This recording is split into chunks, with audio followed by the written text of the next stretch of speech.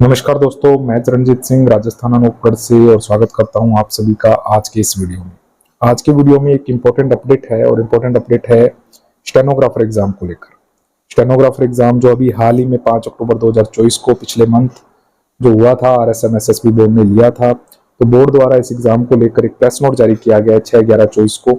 ये वो press note है और प्रेस नोट जारी करके बोर्ड ने बताया है कि इस परीक्षा के लिए हमने मास्टर पेपर और आंसर की प्राइमरी आंसर की जारी कर दी है। और इस आंसर की पर या किसी प्रश्न पर अगर आपको कोई आपत्ति है तो आप अपनी आपत्ति दर्ज करा सकते हैं। SSO पोर्टल के माध्यम से आप अपना आवेदन कर सकते हैं। प्रति प्रश्न आपको 100 रुपए जो है आपत्ति के लिए शुल्क जमा कराना होगा। और साथ ही आप इस बात का विशेष ध्यान रखें, अगर आपको किसी प्रश्न पे आपत्ति है और आपत्ति आप दर्ज करवा रहे हैं तो उसके लिए आप मानक पुस्तकों का जो ऑथेंटिक बुक्स है उसी का जो है संदर्भ दें, उसी का रेफरेंस दें। क्योंकि अगर मान लीजिए आपने कोई प्रश्न पत्र को लेकर आपत्ति दर्ज कराई और वहां पे अगर आपने वो जो आपत्ति है, वो आपत्ति के अंदर जो आपने प्रूफ लगाया है वो एडिटेबल प्रूफ है, किसी का एडिट किया हुआ है या वैसे ही कहीं से आपने नेट से डाउनलोड कर लिया, तो इस तरह के प्रूफ लगाए जाने पर अगर वो गलत पाया जाता है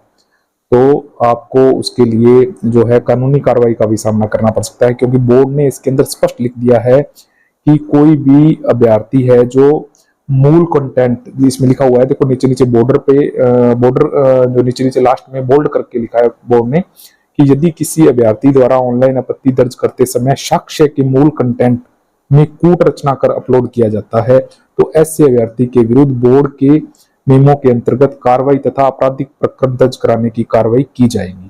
तो बिल्कुल ध्यानपूर्वक आपको आपत्ति लगानी है, ऐसे हवा में कोई आपत्ति नहीं लगानी है। आपत्ति लगाने के लिए डेट बोर्ड ने दे दी है, इसके अंदर स्पष्ट लिखा हुआ है कि 8/11 से लेकर 10/11/2024 तक 3 दिन के अंदर आप अपनी आपत्ति दर्ज करवा सकते हैं। प्रश्न पत्र और आंसर की जो बोर्ड की वेबसाइट से भी आप डाउनलोड कर सकते हैं। और दूसरा, मैं जो इस वीडियो का डिस्क्रिप्शन है उसमें मैं इसके लिंक डाल दूंगा, तो आप वहां पे क्लिक करके हाथों हाथ जो आंसर की है और जो क्वेश्चन पेपर है वो आपको आसानी से मिल जाएगा, डाउनलोड हो जाएगा। और दूसरी बात, अब क्या है, जो ये आंसर की तो लोगों ने डाउनलोड कर लिया, आप लोगों ने सभी ने डाउनलोड कर ली, लेकिन आपको जो आपका पेपर है उससे मिलाने में बड़ी दिक्कत हो रही है। तो आप क्या कीजिए, जो प्रश्न पत्र मास्टर प्रश्न पत्र है Y13 और K21 दोनों प्रश्न पत्र मैं इसमें डाल दूंगा, आप उसी के आधार पे जो आपका है आंसर मिलाइए। अपने प्रश्न पत्र से मिलाओगे तो बिल्कुल वो गलत हो जाएगा सारा सिस्टम, बिल्कुल आपके समझ में नहीं आएगा, आप खुद चकरा जाएंगे। क्योंकि आपको पता है सभी जो कोड होते हैं परीक्षा के अंदर, पेपर कोड होता है, उसी के आधार पे पेपर की सीरीज होती है, पेपर वितरित किए जाते हैं। तो किसी के पास कोई प्रश्न किस नंबर पे आता है, कोई प्रश्न किस नंबर पे आता है, अलग अलग नंबर होते हैं प्रश्न के। साथ ही जो आंसर है उनके भी जो MCQ आंसर होते हैं अलग अलग, वो भी अलग अलग होते हैं, उनका भी जो पैटर्न है वो अलग अलग होता है। तो इस वजह से जो आपको पेपर के आंसर मिलाने में बड़ी दिक्कत होगी, तो मैंने डिस्क्रिप्शन में दोनों के दोनों मास्टर पेपर भी डाल दिया है और आंसर की भी डाल दी है। आप डाउनलोड कर लीजिए दोनों को और उसकी प्रिंट ले लीजिएगा। प्रिंट लेने के बाद ही आप इनको मिलाइएगा, नहीं तो आपको हमेशा संशय बना रहेगा और त्रुटि रहेगी। मिलाने के बाद आपका क्या स्कोर बैठता है आप जरूर कमेंट करिएगा। उसके बाद अपने फाइनल कट ऑफ के बारे में चर्चा करेंगे और बिल्कुल सही स्कोर कमेंट करिएगा, गलत स्कोर मत कमेंट करिएगा। नेगेटिव मार्किंग काट के बिल्कुल जो एग्जैक्ट स्कोर बैठता है वही आप जरूर कमेंट करिएगा। उसके बाद अपने अलग से कट ऑफ को लेकर एक बार और डिस्कस कर लेंगे।